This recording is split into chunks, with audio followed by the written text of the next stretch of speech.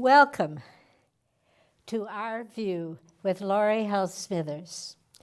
I am Lorrie Hull Smithers, the producer and host of Our View with Lorrie Hull Smithers. This show plays on TVSB.TV every Sunday at 11:30 a.m., Wednesday night or Thursday morning at 4:30 a.m., Thursday at 8:30 p.m., and Saturday at 5:30 p.m. Before this, I did a show with my husband, William Smithers, titled Just Between Us, and that's on the internet, justbetweenus.com. And that show goes all over the world, as does this one. So today I'm pleased to welcome Laure Anne Bosselaar, a world-known poet who is the new Poet Laureate of Santa Barbara. She's won many awards and been published many places, including the Harvard Review and Washington Post, and she won the Pushcart Prize. And welcome, Laure Anne. I'm going to let you tell about the Pushcart Prize. I know that it started in New England, and it's 50 years old, and welcome to you. You can tell about that if you want. I would love to. The Pushcart Prize is a sort of anthology that is published every year. What is interesting about that prize is that it is poets who recommend other poets for the prize. Oh, I couldn't apply for one. No writer, whether fiction or poetry, would be able to apply. You always have to be recommended by someone, and then you receive a letter that you were recommended, and then you send poems, and you might be chosen. But there are, hundreds of poets that are nominated. And they each send 3 poems, and if a final committee of judges decides that you will be in that anthology, you then have a Pushcart Prize. Sometimes you're nominated 11 years or 12 years before you get a prize. Well, on our last show, we had Margie Harvey, Yes. who is the chairman of an arts committee that my husband, William Smithers, is on. And she spoke so highly of you, and that you were chosen as the Poet Laureate of Santa Barbara. Yes. And she said there were so many wonderful poets who applied, but they did choose you. So congratulations. Thank you. I'm very flattered. Thank you. And would you like to read one of your poems now? I would love to. I actually am going to read a brand new poem. Oh, great. That I just wrote. And it's about Henry's Beach, Arroyo Burro Beach here in Santa Barbara. And the poem is in a very specific form called the Pantoum, and that's spelled P-A-N-T-O-U-M. And it's an ancient form, and it has very strict rules of repetition of certain lines. And you will hear that. And the rules are impossible to explain. Who made these rules? Ancient. Nobody knows who made them. You mean Roman times? Form, even before that. They think it's Persian. Oh, okay. But not sure. But it's, or maybe Arab, not sure. Nobody knows really where it comes from. And so, for example, the first line has to be the last line. The second line is the 8th line, the 3rd line is it's very complicated, so you need a grid almost, but you'll hear it. Okay. And so this is a poem called Henry's Beach, and it's in the form of a pantoum. We love going there. Don't we? To eat and walk their dog, my grandson's dog. Yeah, it's a beautiful place. So Henry's Beach. How appeased they are today, those waves, limpid, crowning shoulder to shoulder, like old lovers come to linger on these sands, companions of furious storms and Pacific languors. Limpid, crowning, shoulder to shoulder, like us, love, They remind me of us, those tides, companions of furious storms and Pacific languors. We drifted a while here along the limestone cliffs. Like us, love, they remind me of us, those tides. Remember, it was late afternoon. We drifted a while here along the limestone cliffs under the silver ghosts of eucalyptus trees. Remember, it was late in the afternoon. We said, yes, yes, this is where we belong, isn't it? Under the silver ghosts of eucalyptus trees, while the day blushes frankly there, way in the west. We said, yes, yes, this is where we belong, isn't it? Old lovers come to linger here on these sands, while the day blushes frankly way in the west. How appeased they are today, those waves. Well, thank you. We're pleased that you decided to have the initial reading on our show. I've never read it anywhere else. So. That's great. Now, Margie Harvey, who is chairman of the committee that chose you, and my husband, William Smithers, is also on the committee, just raved about you and your poetry. And she said that there were so many who applied. And this time they also included people on the internet who applied by email. And but you were the one chosen. Yes. So I would like to have several of your poems read on the show. Oh, good. I will do that with great pleasure. You just need to invite me to do that. What I could do, when I was a very small child, I grew up in a nunnery, in a Catholic orphanage. And this was in Belgium? In Belgium, yes.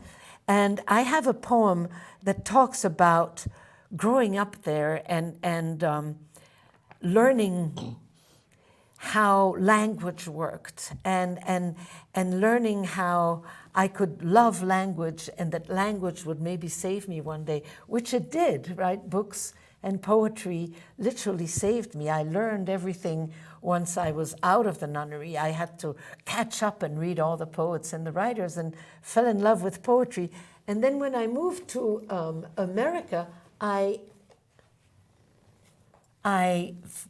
learned English, which was in 1986, about 23 years ago. And I remembered that when the nuns would rarely give us a recompense, would rarely give us something nice because we would have been good, which was never the case, we would get these licorice sticks that were hard and black. You could break them, like they broke like glass, and we would suck on our licorice sticks and make little points out of them and jab each other. We were bad girls. And here is a poem called English Flavors, where I fall in love with the English language, and I remember the licorice sticks. Okay. So the nuns weren't too loving then. Not very at all. Well, that's too bad. Not very at all. At all, at all. So this is called English Flavors. I love to lick English the way I licked those hard, round licorice sticks the Belgian nuns gave me for 6 good conduct points on Sundays after Mass. I love it when plethora, indolence, damask, or my new word, lasciviousness, stain my tongue and thicken my saliva, sweet as those sticks, black and slick, with every lick it took to make daggers out of them, sticky spikes I brandished straight up to the ebony crucifix in the dorm with the pride of a child more often punished than praised. Amuck, awkward, knuckles have jawbreaker flavors. There's honey in Hunter's Moon, hot pepper in Hunk, and mellifluous has aromas of almonds and milk. Those tastes of recompense still bittersweet today as I roll, shape English in my mouth, repeating its syllables like acts of contrition, then sticking out my new tongue, flavored and sharp to the ambiguities of meaning. Well, I could just see the child and that licorice. With my licorice stick. Yeah, Yes, right. yeah. I rarely had, if I had 3, that was a lot, my whole stay there. Now, personally, do you have children? I have 2 children, and they're both in America. I have a daughter in Los Angeles who is a food stylist, which is a fabulous job that I didn't know existed, where they shape and make food look delicious for movies or TV or ads you see in the papers. I have seen those in the paper, yes. Yeah. And she, for example, she will put hairspray on green beans. She will shellac a lobster. She'll put fake, that sort of ice that smokes, she'll put that behind a coffee cup so the coffee cup smokes, you know. Now, were your children born in Santa Barbara? No, they were born in Belgium. Oh, We in only Belgium. moved here in '86. You and your husband moved here then? Yes. I see. And then my son is a physician in San Luis Obispo. He is a hospitalist, which is a pediatric ward hospital doctor. Takes care of all the children that are in the ward, not in the emergency room, but in the ward for longer stays. Well, you must have educated them well. It sounds like Yeah, they're they contributing to the I was world, lucky. too. I was lucky. What contemporary poets have influenced you? Oh, many. Contemporary, right? Or any poets? Any poets. Well, there is our uncle. The uncle of us all is Walt Whitman, right? I mean, we call him Uncle Walt. Captain, oh Captain. Captain, oh Captain. I remember that forever. Right, the rhythm. I mean, you know, Yes. the music and the breath of Walt Whitman is extraordinary. About Lincoln, yes. Yes, and then there is a poet called Charles Simic, who is a dear friend of my husband and I, and he was the poet laureate of America about, I'd say, 10 years ago. Charles Simic. Then a poet, now 2 poets that are now deceased, Larry Levis and Phil Levine, both California poets, by the way. I see. And then a beautiful poet called Bridget Pegeen Kelly, who influenced me and who was my mentor, who taught me how to write because she had me listen to the sounds of English. So I was a former college professor, and you too have taught in Yes, colleges yes. and universities. Yes. And you started writers' conferences like at Aspen, which I Yes, think is yes. terrific. Yes. And Yes, with Kurt Brown, my husband Kurt Brown, who started the Aspen Writers Conference and who started other literary associations. One of them is called Writers' Conferences and Festivals. And he tried to group them all to make the quality of these festivals go up. And so directors could talk to one another. Did you hire so-and-so? Did it work well? You know, a sort of networking of poets. And I owe him a lot. He taught me almost everything I know. your husband. Yeah, Kurt Mr. Brown. Brown. He's now deceased. Yeah, I'm sorry. He died in 2013. But he and I mean, he would teach me. We would drive, and he would just drive and tell me all about American poets and wonderful. versification and everything I needed to know. So I owe him a lot. Yes, you Yeah, do. I do. And you have 2 wonderful children, too. Yes. Well, indeed. let's hear another poetry. Well, this is a book. This is a book called These Many Rooms, and it is a book that I wrote in memory of him. It's a book of elegies, and it's also a book where I describe the mourning process. And I discovered during this mourning process how much light had importance for me. light saved me. And we're lucky in Santa Barbara. We have such extraordinary light. Yes, we do. So I was blessed by that. And no so, snow. no, thank heavens.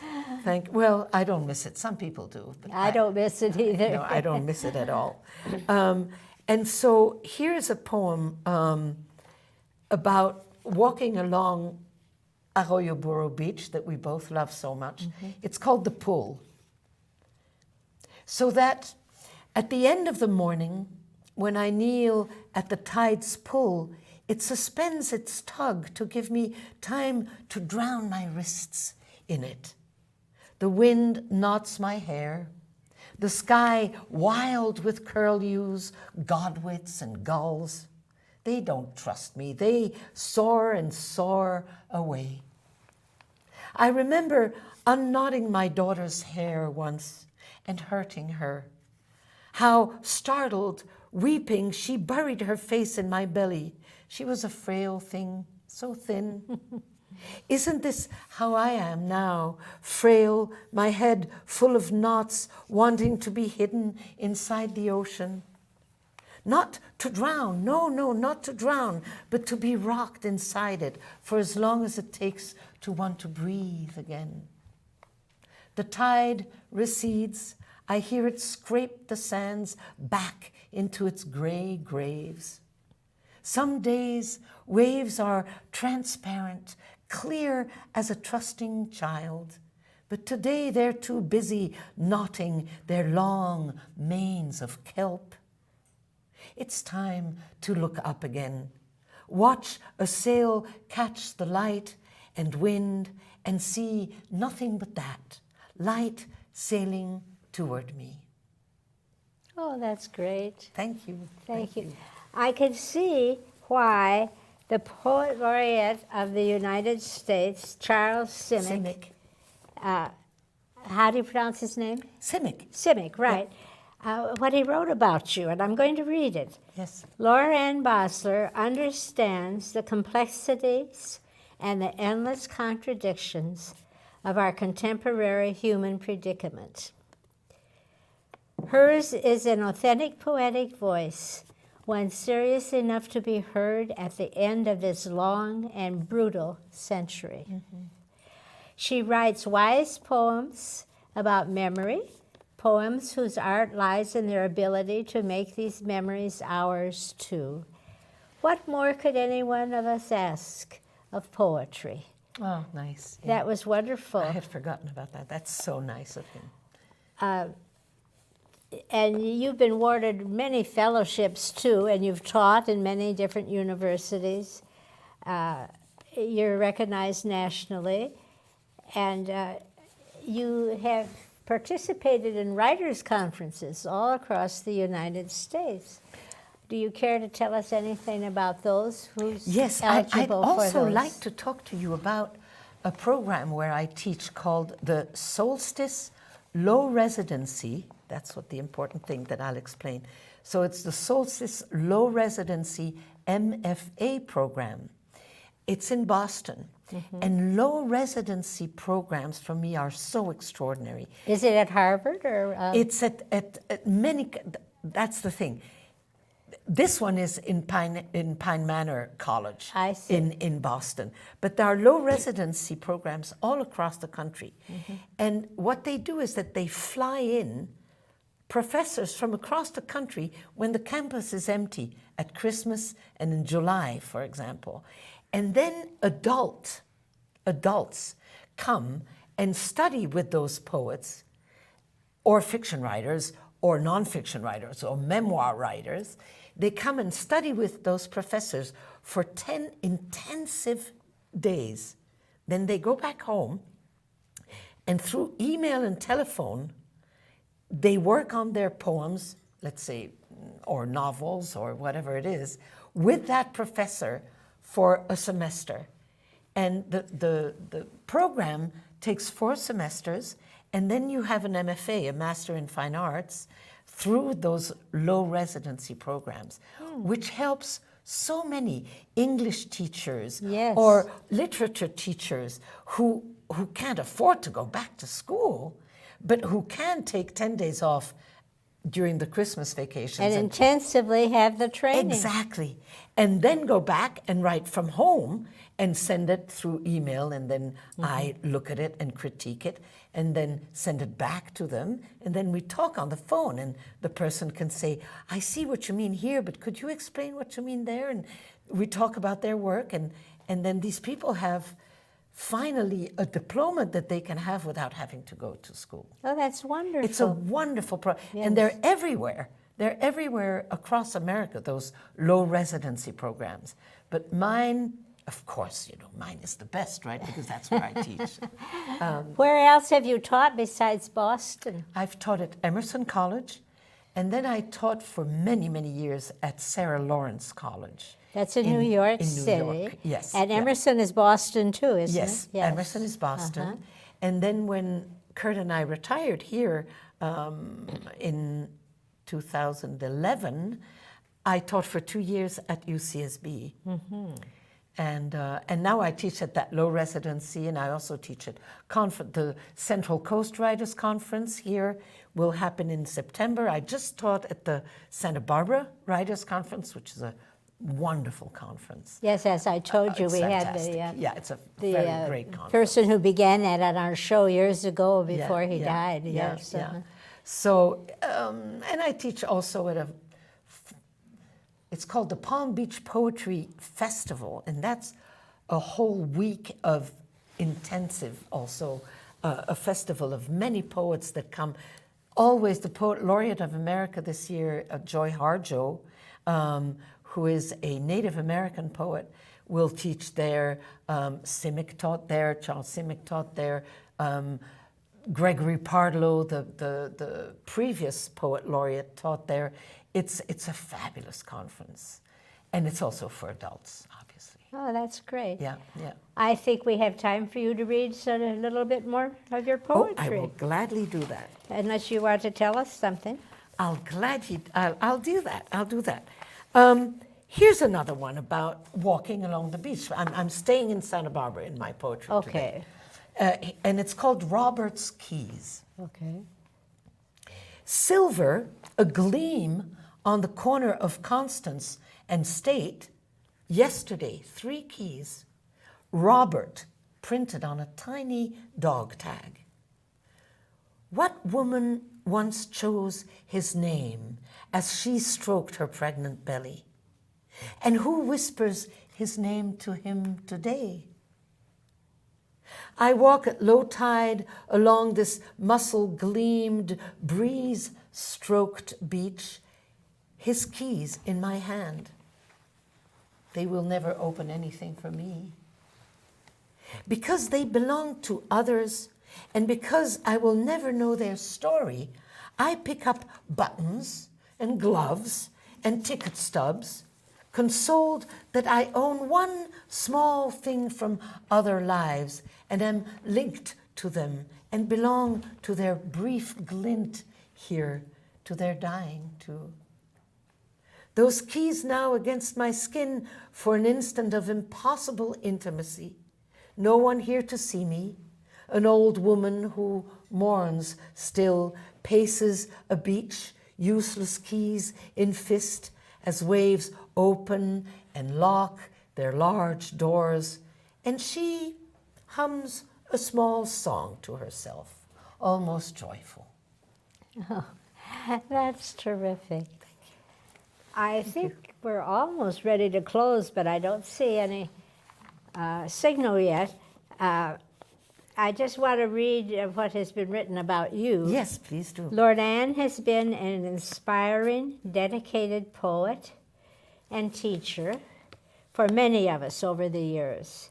Her talents are far-reaching, and her enthusiasm and insight would bring richness to the community in its important role as Santa Barbara Poet Laureate. Who said that? That's so nice. Thank you. I think that might have been Margie Harvey, Oh, maybe. the chairman Yeah, of yeah. the committee that my husband is on and chose you. Yeah.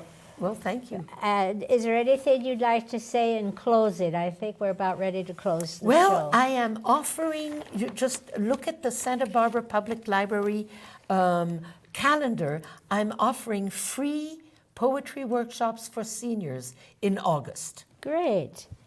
So I think people would find that very interesting and educational. Good.